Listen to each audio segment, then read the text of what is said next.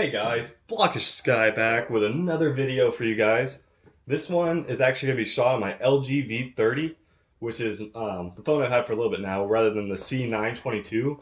So I'm hoping that the picture's going to be a lot better, a lot clearer, because the C922 is kind of fuzzy and just didn't give the right tone.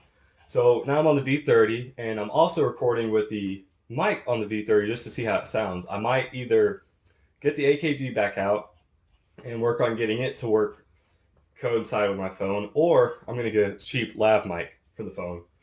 So to go ahead and get that out of the way, today we're going to be looking at the Thermaltake Core G3, which is a very nice, it's a full ATX, but it's actually the smallest form factor I could possibly find for an ATX. And for what it holds, it's insanely compact. Very thin, very short, and not very deep. And the only downside, you can even fit 2 hard drive bays in it, which I don't actually have in here because I play on a 360 rad. But it takes an SFX power supply, which is very small and does not give you a very high amount of wattage. So this is a little guy I'm using, the SF600.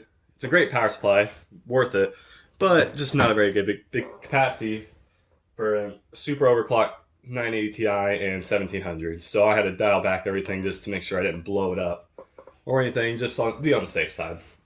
But so I'm gonna go ahead and cut away and get some things ready, and I'll be back in a second. All right, and I'm back, and so now we have the case completely disassembled for this purpose. I'm not gonna take off the feet and take apart more or anything. This is as far as I'm going. So we're going to start off with the parts that I took off, which are going to be the front panel, which has its own filter. You see the I/O up here, and it just snaps right into place.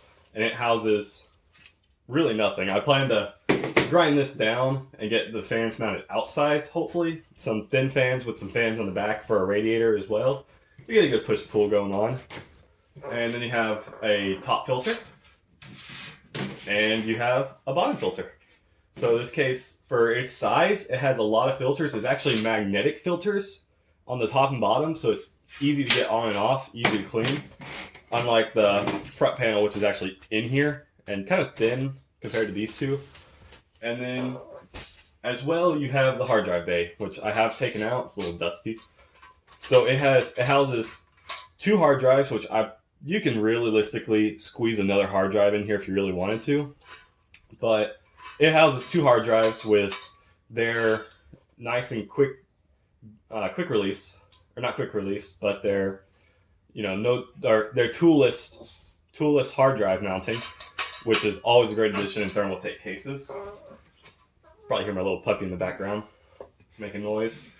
So we'll go ahead and get into the whole case. I'm going to be doing a build, a time-lapse build with this as well, to show you guys and do my overall review after that. So this is going to be the overview. So pretty much this case houses, technically by Thermaltake's website, they claim 3 fans, which are going to be housed up on the top and 2 in the front. But if you take out the hard drive bay, you can actually, on the front, you can actually fit 3 fans if you do some modding, which I plan to do on mine. But they actually give you spaces to mount on the bottom of the case. And this thing's super light when everything's out of it. On the bottom of the case, they actually have a fan mounting spot, so you can fit a 120 on the bottom as well. Because that's actually, and I'll put up a picture, it's actually where I had my 120 millimeter radiator. So it's very good on airflow actually. Once I got my Corsair fans, I use the H120s, HD120s, and after I got them bumped up to, I run them at full speed just because they're not that fast in the first place. Dog! They're playing on my bed over there. But once I got them to full speed, CPU temps drop and GPU temps drop. So overclocking my GPU and the 1700 on the stock cooler, I maxed out about 50C on both. Maybe 60 on the GPU, but great airflow in this case. It's a huge positive airflow, so everything comes in and just pushes out the hot air. But So you can fit, I'll go ahead and go into what else we can fit in here. So like I said, you can fit a 360 millimeter here if you really want to, but they say it's just a 120, which is more than enough if you're just doing a AIO, or if you're doing a light, you know, like a 1070 and maybe 6600K, or you know, something light like that, or a 1600. You can make it off a 240 millimeter rad, but I have to go 360 because the 98 Ti puts off so much heat. It's best for me to do that with just a single rad setup. So I'm putting the 360, but you can put a 120 in here standard. Nothing can fit up here just because of no clearance, and then you can fit a 120 in the bottom, but this would probably be a better place for your pump and rad reservoir. Let's see. So that's fans, water cooling out of the way. So you have right here plenty. You probably can't read that. Pretty much it just says ATX, micro ATX, just telling you where all the mounting is. This case has a huge compatibility, which is great. It's an inverted case, so it's actually upside down with everything. So you can actually, if you really want to, you can flip upside down and look normal. But this case actually can fit a ATX board all the way down to MITX, which is a huge set of compatibility. So there's plenty of mounting on here. You can put whatever board you need to. It'll fit anything except for EATX, which is amazing for a case this size. The only compromise is that you have to use, let's see if I can get it in frame. You have to use the vertical GPU mounting. That is the only thing. I personally wanted vertical GPU because I wanted to show off my classy, but a lot of people don't enjoy it. But they do give you stands to actually mount on this side to set your GPU up. So that's nice to have. And GPU clearance is insane as well. So you have all of this room, if you don't want to put a radiator, all the way up to around here. So it fits, I believe, a 320 millimeter card, which is insane for a case, especially this size. So it has plenty of GPU compatibility, plenty of motherboard compatibility, lots of a pretty good amount of fan space for the size. And it's compact. Like, besides, I think, the Lian Li case, you can't find a better size case than this if you're looking for something compact with a lot of power.